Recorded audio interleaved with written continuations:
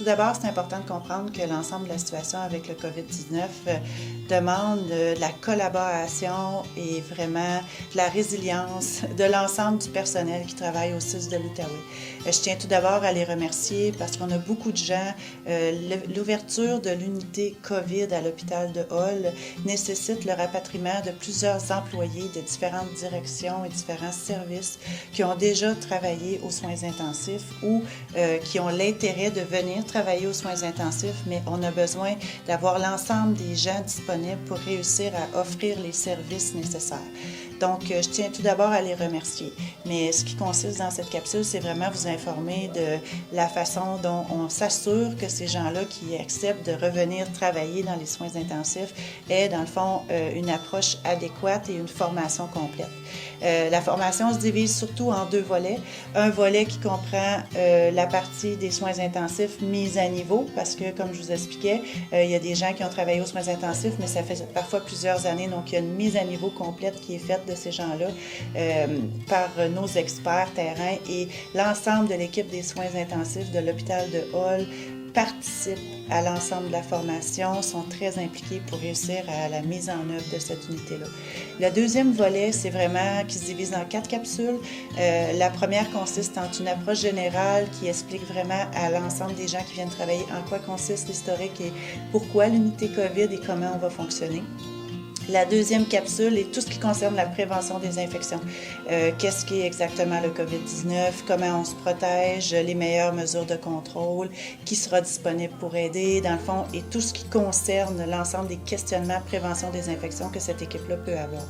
La troisième capsule est une capsule générale qui dit, OK, comment on circule, comment on travaille à l'intérieur de l'unité COVID, parce que tout devient un changement et une façon de procéder qui peut être différente.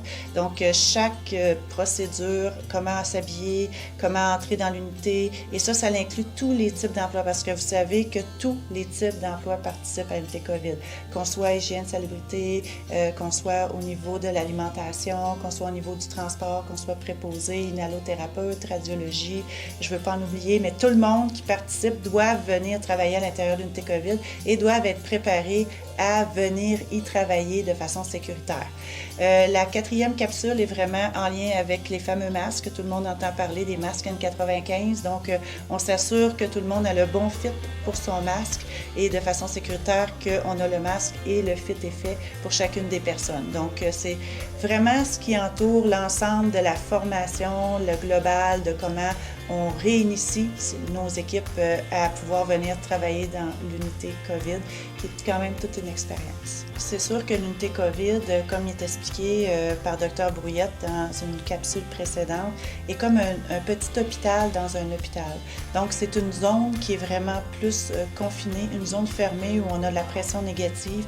Donc, les gens doivent travailler l'ensemble de leur corps de travail avec masque, visière, jaquette, gants, et puis c'est vraiment tout ce qui est l'entrée dans cette unité-là, tout ce qui est habillage, déshabillage doit être fait vraiment de façon concertée, ça se fait à deux, on va mettre des miroirs pour s'assurer que les gens voient bien, pour ne pas se contaminer. Donc c'est tout l'ensemble des précautions universelles qui doivent être prises à l'intérieur de cette unité-là qui fait la différence. On offre un certificat, un passeport, dans le fond, qui fait que lorsque la formation est faite, chaque employé a son propre passeport pour pouvoir entrer dans l'unité COVID.